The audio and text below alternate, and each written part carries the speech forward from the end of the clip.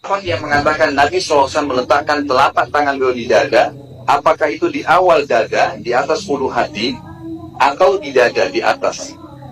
Jadi ini dua-dua ulama membenarkannya. Jadi boleh kita Allahu Akbar di sini, atau Allahu Akbar di atas, lebih tinggi.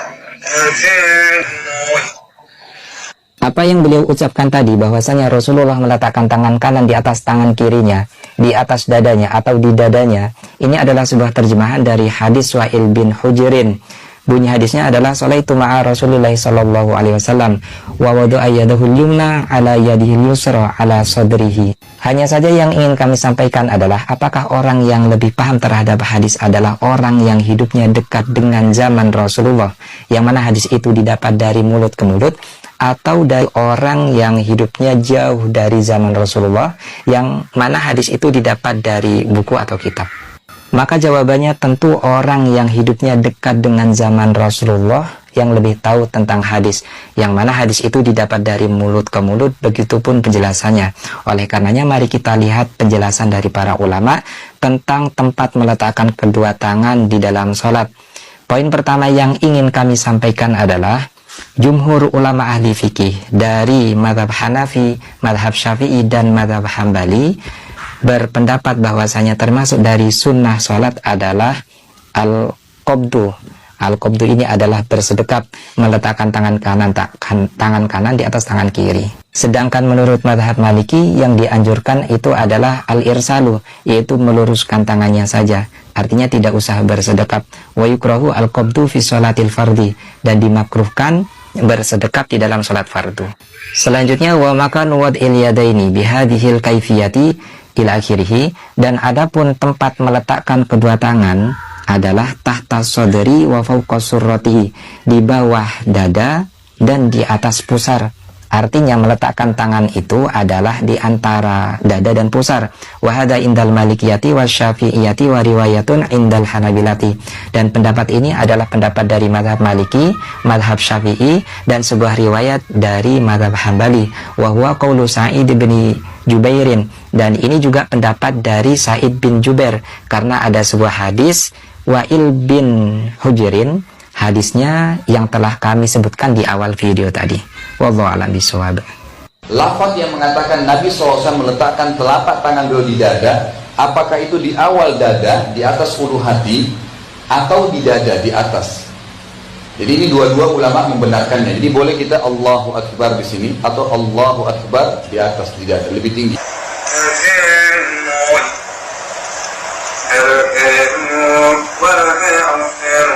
Sebetulnya Wahabi ini Islam atau Yahudi? Kok sholatnya seperti Yahudi? Dari keempat mazhab tidak ada satupun yang sholatnya menaruh tangan di atas dada seperti ini. Tidak ada satupun hadis Nabi yang mengatakan posisi tangan seperti sholatnya Wahabi ini. Bagaimana meletakkan tangan mengikut semua mazhab? Mazhab Syafi'i yang saya amalkan dulu, mazhab Syafi'i. Mazhab Syafi'i di bawah dada, di atas pusat. Allahu Akbar. Di bawah dada, di atas pusat. Allahu Akbar. Mazhab Syafi'i yang kedua, mazhab Syafi'i ada dua. Di atas jantung. Allahu Akbar. Riwayat yang dipakai Ibnu Khuzaimah, disebutkan oleh Syekh Wahbah Zuhaili dalam Al-Fiqhul Islami wa Adlatuh. Nanti bila nampak ada Allahu Akbar. Ustaz pernah tak buat ini? Pernah. Bila? Waktu jamaah ramai betul. Bila saya buat begini, tersiku, maka saya buat begini. Oh, baru saya faham. Itu makna mazhab Syafi'i. Boleh, jantung.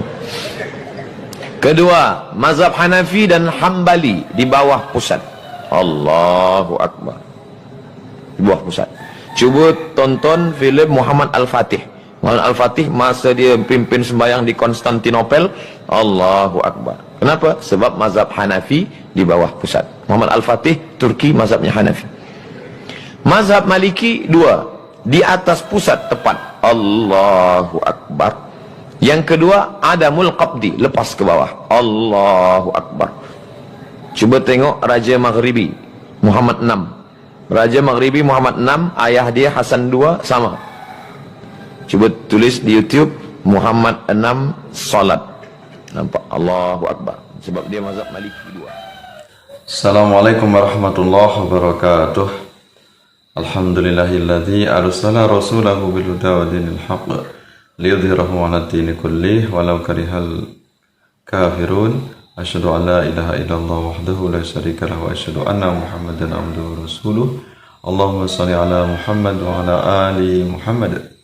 Pemirsa yang dirahmati Allah Subhanahu wa taala, telah kita simak tadi yaitu pemaparan diantaranya dari tokoh Aswaja, dari Ustadz Abdul Somad, kemudian dari teman-teman Aswaja tentang bagaimana tata cara sholat Nabi saat bersedekap. Ya, tadi juga ada cara bersedekapnya yang ditunjukkan oleh Khalid Basalamah. Kita tahu Khalid Basalamah ini adalah dai Salafi Wahabi. Ternyata ada perbedaan pemahaman antara dai Salafi Wahabi dengan Ustadz Aswaja atau Ustadz Ahlus Sunnah wal Jamaah. Kita paham memang ada beberapa pendapat yang berbeda di antara kalangan imam mazhab, di antara 4 mazhab itu atau mazhabul arba'ah, tentang bagaimana cara bersedekap. Ya, di antaranya ada yang Imam Malik atau Imam Syafi'i, Imam Hanafi atau Imam Hambali memiliki variasi cara bersedekap yang berbeda, sebagaimana yang telah kita simak tadi pemaparan dari Ustadz Abdul Somad. Nah, pada intinya di antara kalangan 4 mazhab itu Imam Syafi'i misalnya, ini cara bersedekapnya adalah di bawah dada dan di atas pusar. Kemudian mazhab Imam Malik di antaranya pendapat salah satu yang dipakai dengan menjulurkan tangan atau tidak bersedekap, walaupun ada pendapat lain yaitu di atas pusar. Kemudian dari mazhab Hanafi juga itu mazhab Hanafi ini menyatakan bahwasanya bersedekap ini di bawah pusar, ya di bawah pusar menurut pendapat mazhab Hanafi. Sedangkan mazhab yang kita pakai mazhab Syafi'i ini adalah di bawah dada, di atas pusar. Ya, nah ini kemudian yang terjadi perbedaan di kalangan Salafi Wahabi, di mana Salafi Wahabi ini pendapatnya memang agak menyimpang karena tidak sesuai dengan sunnah Rasulullah SAW, tidak sesuai dengan pendapat 4 imam mazhab. Ya, nah, jadi bertentangan dengan 4 pendapat imam mazhab tadi. Ya, ternyata tidak ada satupun cara di antara 4 imam mazhab tadi yang dipakai oleh Wahabi. Ya, karena Wahabi ini cara bersedekapnya yaitu di atas dada. Ya, di atas dada, bukan di bawah dada, atau bukan di atas pusat atau di bawah pusat, atau tidak juga menjulurkan tangannya. Jadi ini penyimpangan dari cara bersedekap yang dipahami oleh Salafi Wahabi. Padahal kita tahu tata cara sholat Nabi ini tentu ada banyak hadisnya. Kemudian yang dipahami atau diterjemahkan oleh 4 imam mazhab tadi memiliki perbedaan. Tapi di antara 4 imam mazhab tadi tidak ada satupun yang berpendapat bahwasanya ketika bersedekap ini di atas dada. Justru malah sebaliknya, ketika Salafi Wahabi cara bersedekapnya ini di atas dada, ini malah menyerupai atau tasyabbuh dengan orang Yahudi, karena ibadahnya orang Yahudi di antaranya yaitu rahib Yahudi, mereka ini yaitu tangannya di atas dada. Jadi ini adalah tasyabbuh bil Yahudi atau bil kufar, ya tidak sesuai dengan apa yang dicontohkan oleh Rasulullah dan dicontohkan oleh 4 imam mazhab. Nah, itu penyimpangan dari tata cara sholat di kalangan Salafi Wahabi. Jadi mereka tidak mencontohkan apa yang disunnahkan oleh Rasulullah, tapi justru mereka mengamalkan amaliyah dari Albani. Ya, karena di atas dada ini adalah pendapatnya dari Imam Albani yang mereka katakan sebagai ulama mereka, yang mereka katakan sebagai ahli hadis. Ya, Nasiruddin Al-Albani.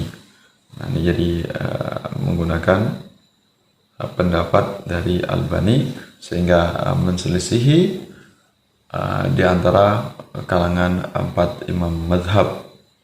Nah, itu bahkan cara yang seperti ini atau cara di atas dada ini hukumnya adalah makruh ya, makruh menurut madhab Hambali. Ya, di antaranya Ibnu Muflih Al-Hambali ini mengemukakan pendapatnya bahwasanya makruh hukumnya di atas dada.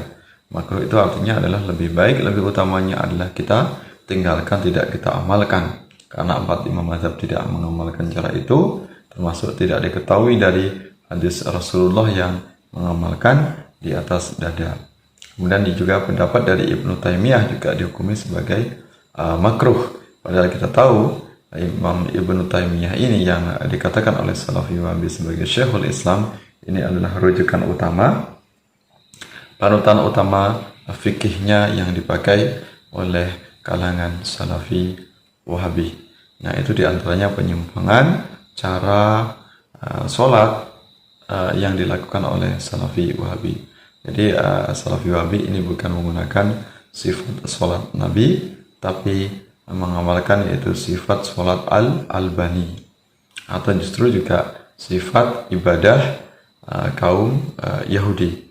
Mudah-mudahan pemaparan ini bisa dipahami kita bersama, sehingga semakin kokoh kita berada di barisan kaum Ahlus Sunnah wal Jamaah sesuai dengan amaliyah atau sunnah salafus soleh, sunnah Rasulullah Sallallahu Alaihi Wasallam. Terima kasih atas perhatiannya, mohon maaf atas segala kekurangan. Mudah-mudahan kita selalu dalam lindungan Allah Subhanahu Wa Taala, mendapatkan taufik dan hidayahnya sehingga bisa benar dalam melaksanakan sunnah-sunnah Rasulullah Sallallahu Alaihi Wasallam. Wallahu a'lam bishawab. Allahumma waffiq ila aqwamit thariq. Wassalamualaikum warahmatullahi wabarakatuh.